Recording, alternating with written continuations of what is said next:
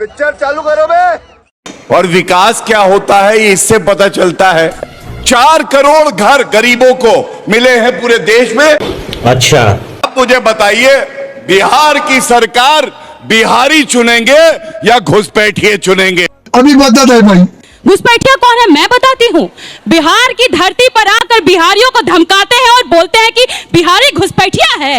2 गुजरात का लोग आता है बिहार में, बोलता है बिहारी घुसपैठिया है। वो घुसपैठिया है जो बिहार की धरती पर आकर इतनी हिमाकत कर जाता है कि बिहारी को घुसपैठिया बोलता है। वो घुसपैठिया है हमारे लिए।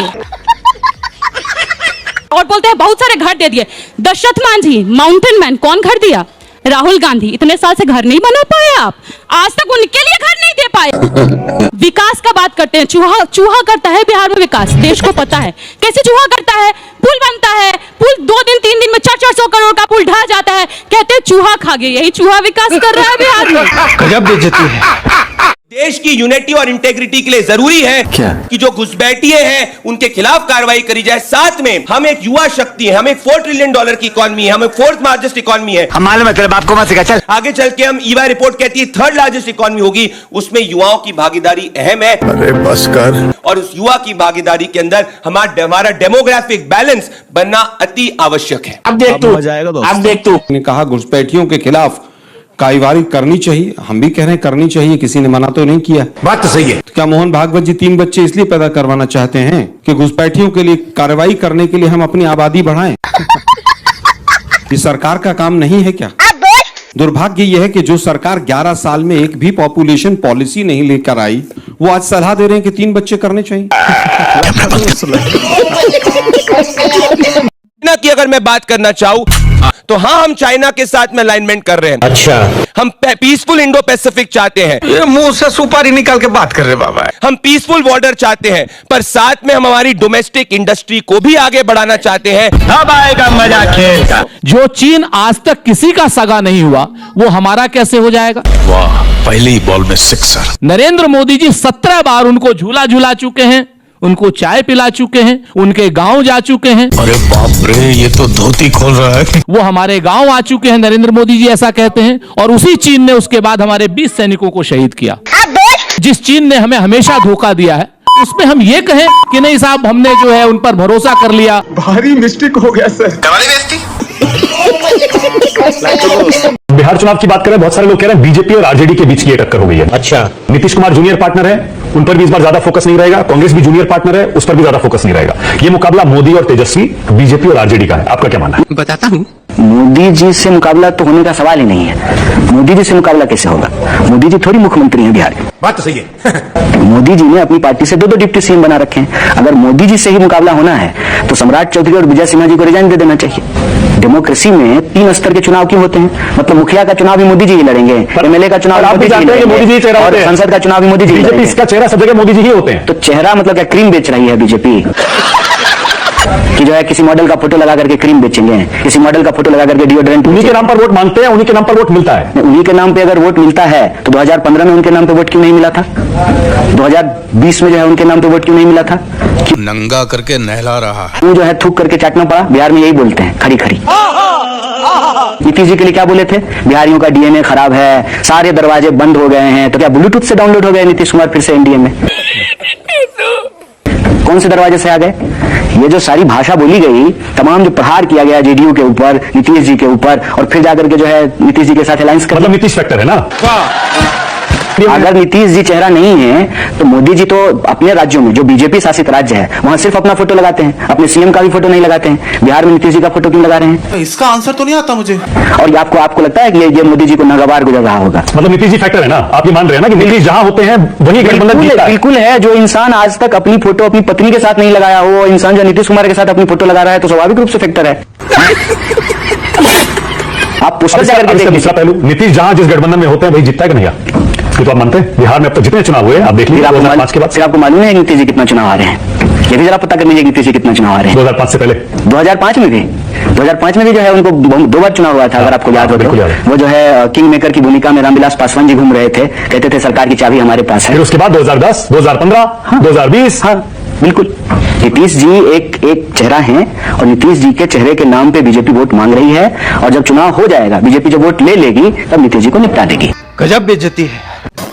यही बीजेपी का एनडीए की सरकार आ रही है। एनडीए की नहीं, बीजेपी की सरकार बनाने की ये योजना है। अरे बाप रे, ये तो धोती खोल रहा है। तो ये तो बस नाम आ रही है बीजेपी की सरकार, उनकी कोशिश है। सरकार लाना तो जनता का काम है। हाँ। मैं बस बता रहा हूँ कि बीजेपी की कोशिश क्या है। बीजेपी नीतीश जी को साथ रखे बिना बिहार में कुछ नहीं है, चाहे वो मोदी जी का फोटो लगा ले, कि अटल जी का फोटो लगा ले, कि गोडसे का फोटो लगा ले, कि गोलवलकर जी का। नीतीश जी का इस सज्जन को क्या तकलीफ है भाई?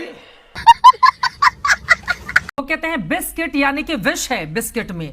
अब बताइए, पतंजलि का बिस्किट खा के कोई विष भी खा रहा है? में कुछ नहीं कहूंगा वापस। नहीं, आपको कहना पड़ेगा। बाबा रामदेव नहीं बोलेंगे तो और कौन बोलेगा? आएगा मजा खेल का। न मेधयान बहुना श्रुतेन यम एवेश वृणुते। तो आप क्या कर रहे हो? खाली प्रवचन से, और उसमें भी कोई तथ्य नहीं, कोई सत्य नहीं, कोई साइंस नहीं, कोई उसमें कोई सच्चाई नहीं। ऐसी बातें तो कम से कम बोलना बंद कर दीजिए। महिलाओं को लेकर आप इतना काम करते हैं, वो महिलाओं के बारे में टिप्पणी करते हैं। 25 साल की लड़कियां 4 जगह मुंह मार के आती हैं, और 14 वर्ष की आयु में उनका विवाह हो जाता था, परिवार में घुल मिल जाती। देखिए, मैं 2 बातें एक साथ कहूंगा। एक बात तो ये कि भाई आचरण की शुचिता महिला हो या पुरुष हो सभी में होनी चाहिए। उसी से हमारी पारिवारिक परिवार नाम की जो संस्था वो ठीक से चले। बिल्कुल, बात तो सही है। सुझाव दे रहे हैं, वो कह रहे हैं हम दो, हमारे 2 संघ प्रमुख कह रहे हैं आलोक जी, क्या इस दिशा में इस देश को बढ़ना चाहिए? देखिए, मुझे लगता है कि इन्होंने जो बीजेपी के प्रवक्ता महोदय ने बोला वहीं से शुरू करते हैं। इन्होंने कहा घुसपैठियों के खिलाफ कार्रवाई करनी चाहिए। हम भी कह रहे हैं करनी चाहिए, किसी ने मना तो नहीं किया। तो क्या मोहन भागवत जी 3 बच्चे इसलिए पैदा करवाना चाहते हैं कि घुसपैठियों के लिए कार्रवाई करने के लिए हम अपनी आबादी बढ़ाएं? ये सरकार का काम नहीं है क्या? दुर्भाग्य यह है कि जो सरकार 11 साल में एक भी पॉपुलेशन पॉलिसी नहीं लेकर आई, जो सरकार किसी भी तरह का सेंसस करने से डरती हो, उनके जो मुख्य व्यक्ति हैं जिनकी पूरे मार्गदर्शन पे पूरी सरकार चलती है, वो आज सलाह दे रहे हैं कि 3 बच्चे करने चाहिए। ये तो लेने के देने पड़ गए। खुद आरएसएस के तमाम लोग खुद शादियां नहीं करते, बाकी सब 3-3 बच्चे पैदा करो। कोई पॉपुलेशन पॉलिसी नहीं आएगी, हम किसी तरह की कोई काम नहीं करेंगे, लेकिन हिंदू मुसलमान जरूर करेंगे। बेशर्मो, शर्म करो, शर्म। विवेक जी, सबसे पहले तो आपने बोला कि गाली में और पप्पू में क्या डिफरेंस है, आपको पता होना चाहिए क्या डिफरेंस है। अगर क्या कर रहे हैं यार तू? कोई आलू में से सोना निकालने की बात करे तो आप ही बताएं इसको क्या कहें। वाह बेटा, लगता है तुम गू खा के ही मानोगे। बच्ची है छोटी, व्हाट्सएप यूनिवर्सिटी काफी पढ़ती है। करवाली बेइज्जती। ये स्टेटमेंट आलू से सोना निकलेगा मोदी जी का है, और अमित जी भी जानते हैं इस बात को। एक मिनट रुको भाई, एक मिनट। लेकिन दुर्भाग्य यह है कि इस तरह की चीजों को प्रचारित करवाया जाता है। सर, मुझे क्रेडिट नहीं चाहिए। अखबार है बच्चों, पहला सवाल है टैरिफ पर यूएस की नई धमकी। हेडलाइंस पढ़ लो सारी। इसके बाद 3 बच्चे होने चाहिए, संघ प्रमुख कह रहे हैं। महिलाओं के लिए सबसे असुरक्षित दिल्ली और पटना है। पटना में किसकी सरकार है? दिल्ली में किसकी सरकार है? आप लोग तालियां बजा रहे हैं, खूब बजाइए। ये मतलब असुरक्षित महिलाएं हैं तब भी तालियां बजा रहे हैं। ये बड़ी अच्छी बात कही आप। एक साथ टू रिएक्शन लिया जाता है। आराम से उसको बात रखने दीजिए। गले मिल गले। एक मिनट भाई, वो 1 मिनट बात, वो बात कंप्लीट करने दीजिए। फेयर एंड लवली का शैम्पू है। 1 मिनट बात। देखिए, विपक्ष कह रहा है कि ये कौन सी राजनीति है कि आखिर इन शब्दों का इस्तेमाल करना पड़ेगा। मैंने बोल दिया सीधा एक्शन टू रिएक्शन। बाकी अच्छा मतलब जो वो शब्द कह रहे हैं वो बिल्कुल सही। जी बिल्कुल सही। मुल्ला कहा वो भी सही, बिल्कुल सही है। हाँ बेटा, लगता है तुम गू खा के ही मानोगे। कहा वो भी सही है, बिल्कुल सही है, सब सही है, सब सही है, सबको सही बताएगा। जो अभी मजा आएगा ना भिड़ो। हम तो तुम्हें भी कटमुल्ला कह रहा, हम तो तुम्हें भी कटमुल्ला कह रहा। मैं कहूँगा साहब, अरे अब्दुल साहब, अरे अब्दुल साहब बात तो सुन लो। अरे अब्दुल साहब कटमुल्ला तू होगा। तकलीफ हुआ है बेचारे को। बोल। उर्दू में अब्दुल्ला साहब ने कितनी उर्दू बोली? तो रुको जरा, कितनी उर्दू बोली? कहते हैं किसको? पहले इससे पूछो। जली ना, तेरी भी जली ना। तो मैं तो बता, कहते हैं, किसे कहते हैं जवाब? योगी जी ने। एक मिनट, योगी जी ने किसको किया कटमुल्ला? ये फंस गया सीएम, इसे पार्टी की मीटिंग समझ के फंस गया। योगी जी ने किसको किया कटमुल्ला? अंतर बता। पहले तुम बताओ, अंतर बता, अर्थ बता सब के। योगी जी ने कहा है खत्म गया।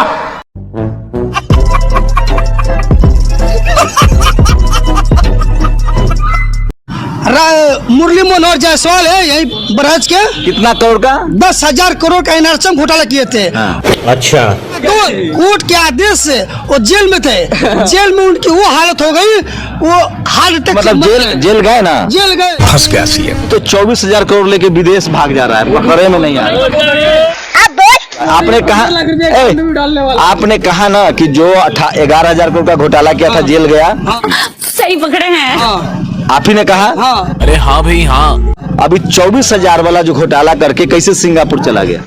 मुझे कैसे भी करके निकाल मेरे भाई, मैं फंस गया हूँ। ये बीजेपी का नेता जात पात मानता है? जात पात नहीं है, जात पात नहीं मानता है सर। झूठ बोला ये, झूठ बोला ये, बकवास कर रहा है। साले का खोपड़ी तो इतना वो नहीं सर, कुछ है बोल सकते हैं। कितना पढ़े लिखे हैं? सर हम पढ़े लिखे नहीं है। कैसे कैसे लोग रहते हैं यार यहाँ पर। बीजेपी करेगी वही कांग्रेस करेगी, तो जो कांग्रेस ने वोट चोरी करी वही बीजेपी ने कर ली। हक दिया।